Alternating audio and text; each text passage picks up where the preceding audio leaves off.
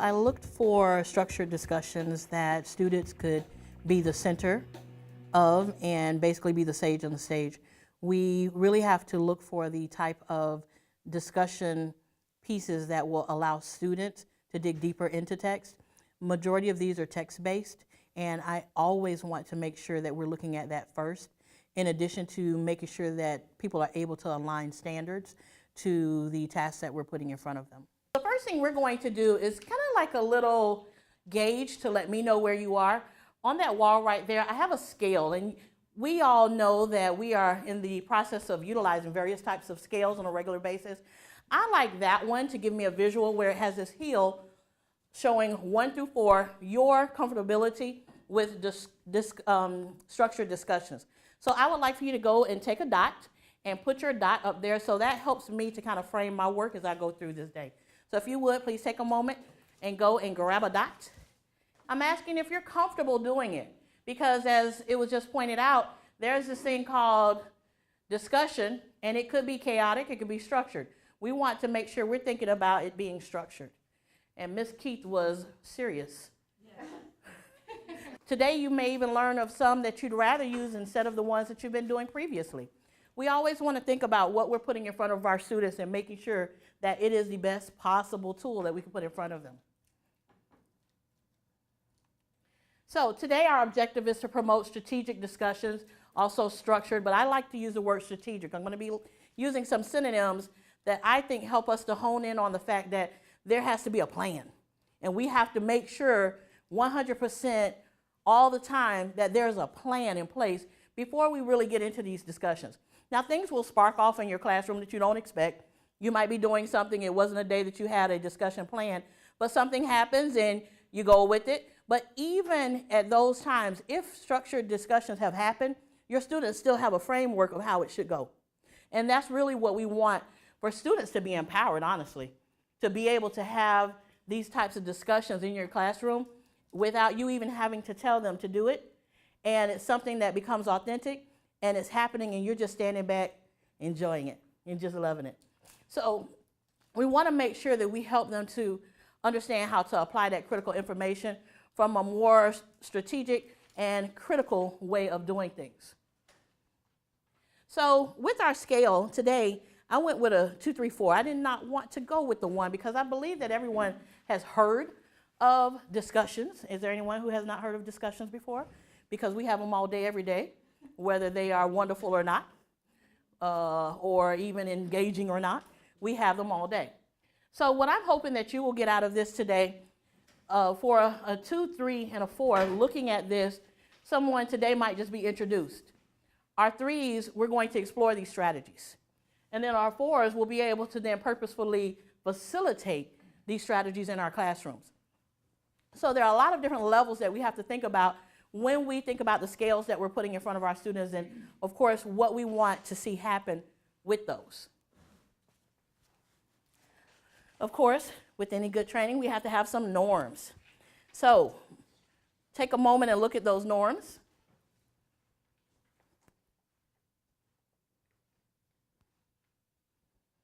All right, so we're hoping that as we go through today, you will find this to be something that you will utilize and learn. Hopefully you will take this back and want to use it. Who knows, you might want to use it tomorrow. But since we have a little break, now you have some time to plan, and you can come back that Monday on the 27th on fire.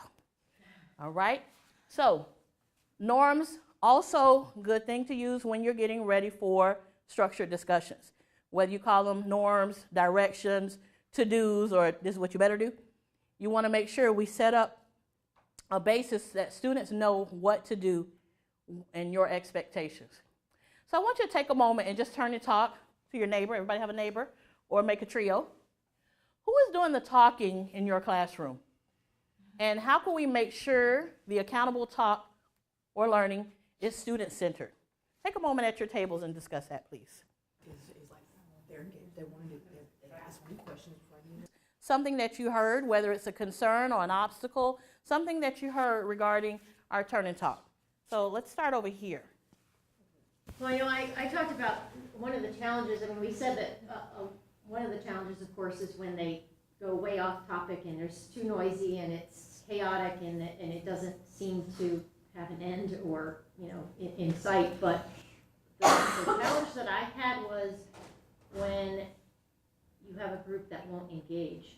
Okay. And it's like you have them doing a discussion. I did this, and I was using the example in creative writing. I had 2 classes, one each day, and the first day they were all into it and they were doing it and they each had roles in the group and all that kind of stuff.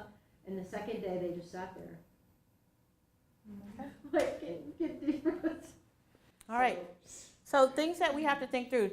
Just to give a real quick answer, 2 things I thought about real quick. Sometimes to help with engagement, some people have talking objects like a talking stick or whatever. They might have them. Another thing, when we have those students that are kind of shy, I always have like some backup stuff, like my own questions. And once I discover who those students are, I might say, hey, we're going to be doing a discussion soon. What kind of questions do you have, or what input might you offer? And if they say nothing, would you like to see mine? And I share. I have found, even with 8th graders, that is something, like you said, they are afraid to be wrong. They're afraid to share. So with me sharing some of those things, then they have something to talk about. And I say, hey, you can borrow it. You can have it. And that helps them to build up. So little things like that we can try to think of to help overcome those obstacles. I always try to think, okay, I'm thinking as a student. I'm thinking of that student, and I'm in that student's head. What are they thinking? I'm not sharing. I'm scared. I don't want to be wrong. So I try to think of those things that, how could I help this particular student? Even if it's me coaching them one-on-one for a little bit. As we go through this time together, think about these. Who's doing the talking in the classroom? Because when we're talking structured discussions, can you do a structured discussion by yourself? That might be a little difficult. Now, going to structured discussions, we have to think about other things. How do we do this without losing sight of the standards? So I just hit on the standards for the second quarter. We got a lot of standards to cover. They are intertwined, they're intermingled, they're all in there. But here's the real focus. No matter what controversial topic you can choose, no matter what piece of text you can choose, the standards are there. They fit, they apply. And we have to keep those up top first and make sure that as we're going into our discussions, we are keeping focus on the standards. I cannot say that enough, because I have a lot of conversations that I plan with people, and they start planning and we're going real good, and I'm like, what is this covering? What you mean? What standard is this? Oh, and the idea that they had did not support the standard at all. So then we have to take time to look at that. And I work with people from different disciplines, so it doesn't matter what the content is. We have great ideas we want to get in. We just have to know if it's appropriate right now and if it's going to address the standard that we're trying to get across right now. So please keep the standards in mind. We'll hit on standards a couple more times as we go through this. So the first thing we're going to do is inside-outside circles. I love these. They seem very simple, but we're going to go ahead and do one real quick. So I'm going to have you come up here. And I think we have just almost a perfect amount. Thank you for participating. So we're going to have an inside circle. You'll be the inside circle. So make a circle. Okay. Now turn outward. Oh. Now you all match up with them. I'm crazy. All right. Inside, outside circle. I've used these several times. This is a great hook. And we're going to start with our first thing. We're going to talk about a statement. Let's see. The classics. The classics should be taught in all English classes. That's my statement. Inside circle. I want you to tell the outside circle your views on that. I mean, I think that when they get to a certain level, that needs to be with that. The words. So I'm going to ask the outside circle to go to your right. Outside circle, go to the person to your right. Outside circle, moving. Late in the day, I thought. Now, outside circle, you go ahead and provide your response to the person you're talking to now. Okay. What Jennifer was saying is This is something that can go back and forth, right? So if you attach a piece of text to this next, or even before you do this, wow, that discussion can then be even more enlightened, because they might have highlighted sections, they may have taken notes on it already, and they may have to use those parts from their notes. This is one of those that you can set up many different ways, whether you use it as the hook, or you use it during the discussion, or even at the end. It's a quick and easy one. Now, in a large circle, with 20 kids, it works just as well. And as a facilitator walking around, once you train the students how to stay on target, it is wonderful. I had a teacher just use it with, they were about to read a story that had something to do with the ocean. She started off with, how many of you know how to swim or like to swim in the ocean? And some of those kids were like, oh my God, I'm terrified of water. And just the little tidbits of information that they gave in 2 or 3 minutes, once they got, because it was about a woman who was swimming across a length of water. So they were about to get into that. Just that conversation kind of sparked them. They were like, she swam that far? I'm terrified to get in the pool. I'm terrified to go to the beach. Things like that will hook them in and get them going. Like I said, I've done this one with teachers, and I had to like break some stuff up with this one. Seriously, we did this at an Avid Center one time, and I was like, okay, we're just practicing, folks. We're just practicing. They were like really getting into why the classics should be taught and agreeing and disagreeing. So you just want to be careful. So when you're doing inside, outside circles, you want to make sure, it could be a statement or a question, but you want to make sure that you set up those parameters to say, hey, this time you're going to be silent. This time, we might have the back and forth. Whatever we do, we want to make sure it's on target. And as the facilitator, I just stood back and listened to make sure it was on target. If someone started talking about baby pictures or something like that, I would have gotten a little closer. And when I said, oh, so you said the classics really should be taught? So we want to make sure our students are keeping it on target. What I found is that when they see that we're serious about what's happening and we're going to keep them on focus, they kind of give up with trying to talk about side stuff. They're like, oh, she's on me. Let me talk about these classics. If I'm doing something that's a little more general, I might have 5 questions that I'm going to ask them. And as they rotate, I might say, partner A, tell partner B about this, and switch up. So there are a lot of different ways you can do this. What really works is if you know your students, and if you know that they need to switch up, that's going to be very helpful for you to decide how to use this the best way. Like I said, if you have a small group of students, like 20, 30, you probably want to use the switch up. And in doing that. And then what I normally do, I might have the outer circle move like 2 or 3 times, inner circle move, so that both groups are moving periodically. And like I said, use as a hook, really great way to get them talking about something. And then once they get into that piece of text, it's like, oh, okay. Yes. So it's a little bit harder to do with the text already in the hand. I've used index cards. If they had some pre-information on there, That's a good idea. index cards or sticky notes. I might have them jot down a couple things, and it might be reviewing information from the previous day. So then they could definitely, do an interest card, information on there, and then get into an inside-outside circle. I like to see text in the hands of students. That's what I was thinking. But again, this is a good way to get them going. You could also start with this, get the text, work through it, mark the text, and then come back to it. With all of these strategies, there are different ways that people can use them. The inside-outside circle, I believe, goes really well with the speaking and listening portion because it forces students to speak while others are listening. The way we did it this evening was to really have that other person just listen, and that can be difficult. And it's something that we want our students to work on. In order for them to go deeper with text, they have to be able to listen to the text. So when we practice that verbally, it then solidifies the need to do that when they're actually reading on their own or then trying to respond to text. All right, 4 A's of text. You all have some text in front of you. This is one of my favorites.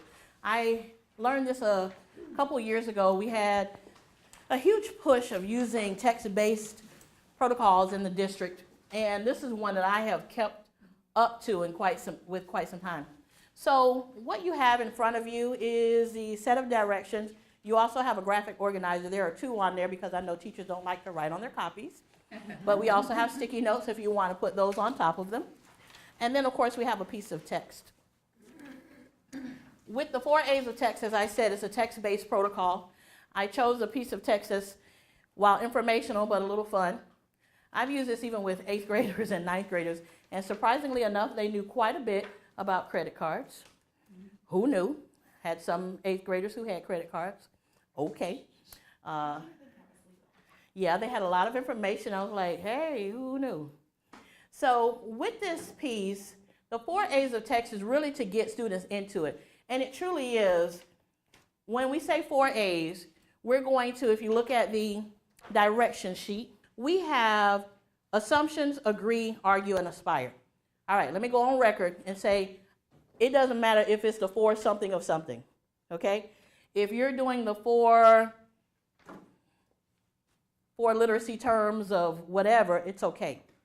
These are really good ones to use with text because of what they cause students to dig into with agreements, assumptions, things that they might argue with if they had the author in front of them, and then also things they might aspire to.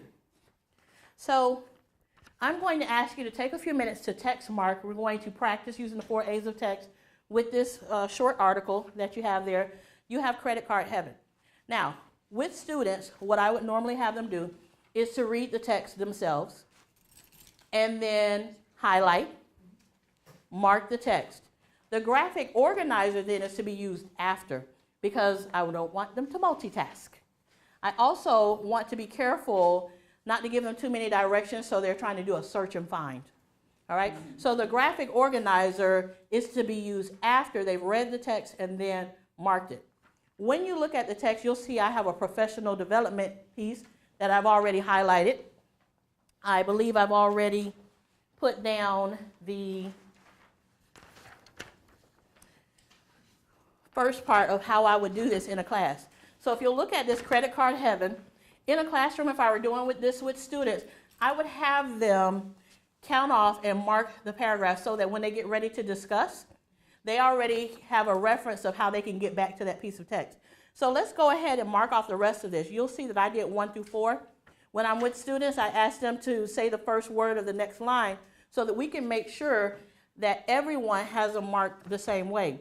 So we have, sometimes it's by paragraph, sometimes it's by line. So a lot of times I'll say paragraph 1 starts with Money. paragraph 2, Do. 3, Wow. 4, Retailers. 5, Credit. 6, Well. 7, The. 8, Another. 9, What. 10, 1. 11, 5. 12. Credit. Is that it? No. 13. I have kids who say, that one too? Yes. 13. What about you? So that when they get ready to talk and actually discuss, they will have a way to say in paragraph 6, this says this. The other thing I have students do is kind of take a few minutes just to peruse the text so that they can highlight any words that they might have difficulty with. And I get them comfortable with vocabulary in this way because as a class, I might tell them, sometimes I have a problem when I see the word accrue. And I will then help them say the word. I will also help them with understanding the word. I try to use stuff that I can have students write on so they can write a quick definition up top. I use a lot of copies. And I'm not afraid. So what I'm going to ask you to do, I'm not afraid to use up my copies. I'm going to ask you to please read through this. And while you're reading through it, you have the directions next to you. I want you to write things that you feel like the author assumes. So right next to something, for example, one of the things that really sticks out to me is it was something in there about credit cards are a wonderful invention. So somebody might put assume right there because they might say, okay, the author's crazy, but that's what the author assumes. So you put assume next to anything that you think that the author assumes. You put argue next to anything that you would argue with the author about. Aspire, anything you would aspire to do. And there is one thing in here that you might aspire to do after reading this. And then, what's the other one? Agree with. So things that you agree with, then you'll put agree next to it. All right? We're going to take about 5 minutes for you to read and mark. I have highlighters, and if anybody needs a pen or pencil or anything, feel free. Any questions about the directions? I do. So if you would, please get into groups of 4. I'm going to let you choose. In your class, you might have students count off 1, 2, 3, 4. I know it can get a little hairy when you have students do it themselves. Raise your hand if you allow your students to choose their groups. Okay. So in your groups, as I said, if I were doing with students, I would then have them use a graphic organizer either before they even came to the group or while they're in the group. You can decide because we're going PD function, so it's up to you if you want to use a graphic organizer. But as people are talking, you can add information, okay? So this is an easy piece of text. This is one I've used to model to do 4 A's of text before I get into deeper text. Like I said, interesting discussions with children talking about credit cards. So what I have you do in a group of 4 is choose one for each person to speak on. So she might choose to do the agree. One person might do assume, another person aspire to, and the other person, did I do argue yet? Argue. So each person, go ahead and choose one, and then we'll tell you next step. So each person choose which one you'd like to speak on. I'm more the argumentative type. So in your groups, you're going to allow each person to go around. Then on the graphic organizer, you're going to take notes for each section as you go around, including what you decide. Again, with students, they might do some type of shorthand because we're not going to take too long. We generally give every person 1 minute to speak. So, and keeping it to something that tight really helps. If you find that 1 minute is too long for your students, believe it or not, 30 seconds is a lot of time, okay? So it might not be enough time for them to write, but if that student, say I'm the one that's doing aspire to, if I have mine written down, then other students can get it from me later. But we want to make sure that they have enough talk time so that they can really get into it, but not too much that there's that cricket sound. Okay, we don't want to make anybody uncomfortable. So you gauge whether it's 30 seconds or a minute. With adults, we're going to do a minute. All right, so timekeeper-ish, I'll just say when it's almost time for that person to wrap up and get ready to move to the next person. All right? Any questions about the directions? Ready, set, and go.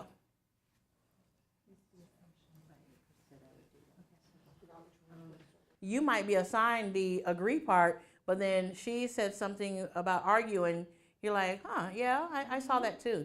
The other thing is we're getting students to go back to the text. The more we get them to do that, the better off they're going to be with understanding how important it is for us to rely on text. Using the graphic organizer then, I saw people doing different things. I saw some people, as others talked, they were writing things down. I saw some people who had already had notes on theirs and they were checking off, like you said, shaking their head, but they already had it written down. How powerful is that for a student to have that validation? So then that kid who previously was a little reluctant is gaining as we're doing things like this, and they will at some point get to be that kid who's like leading the group. They will get to be that kid who is like, okay, I can throw my answer out there because I see in a small group especially that I'm on target. That's another thing. We think about when our kids are trying to answer in front of a whole class, no way. But a small group, I can chance it with 3 other people. So we have to think about those things, and just having the timing, even though I didn't say ding after a minute, people were pretty much limiting themselves to a minute. The other thing is that proximity. I kept going back and forth with the timer just by proximity. So little things we want to think about when we're doing these structured pieces. Again, this is a good one to model with, but I mean, I could see this with 11th and 12th graders easy. You know, having some fun with it, any grade level, to get into doing 4 A's of text. What would be an extension activity after this discussion has occurred and you have your graphic organizers that you've done? What would be something that they might be able to do next? A quick write. Quick write. If you had a prompt that you're going to be giving them, they have some basis to start thinking about writing on this topic, you know, with their graphic organizer. So think about some of the text, like you said, a literary piece that you might put in front of them, or even 2 informational pieces of text that you might have in front of them that they've worked from. They might do one day, use a graphic organizer, might do the other the next day, and then after both have been discussed and reviewed, they have an opportunity to then write. So as I said, whether it's the 4 A's of text or 4 character traits, you know, we can do character analysis with this. We can do so many different things. It doesn't have to be the 4 A's. It's just a protocol name. But take it, make it your own, and see how you could do. Can you imagine if we had like 4 characters that students then, like you had one character, you had another, oh man, that could get hot and heated. because people might have their own opinions about this character, even though the text is right there. And then you're going to have students say, well, go back and show me. Show me why this character is this way. I didn't see that. And the other thing, with the graphic organizer that you have in front of you, that middle box could be an essential question. There's a long middle box. It could be an essential question. It could be a prompt. It could be where it's going to next to have them thinking about it. We always start with that essential question. So many different things that you can use that box for. I love the setup of this because that box is not named and it's just versatile. So you can have a lot of fun with it. So thumbs up if you think you might try the 4 A's of text this year. All right, all right. I was introduced to the 4 A's of text years ago when the district had a strong focus on using various protocols for discussion in the classroom. And the 4 A's is one of those that has stuck with the test of time. Inside outside circles helps us to get into a piece of text and really start the discussion off. When we use the 4 A's of text, we're digging deeper in there. And using particular things like the 4 A's is using assume, aspire, argue, and agree. With using those particular things and having students focus on those, each student has an assigned role, and it allows them to become an expert on that one piece. So they're developing many skills when trying to use something like that. Again, because it's text-based, that's one of those that it gave a lot of discussion to each person and even some back and forth with some of them. So it was not a dense piece of text, but the discussion itself is what we're really focusing on.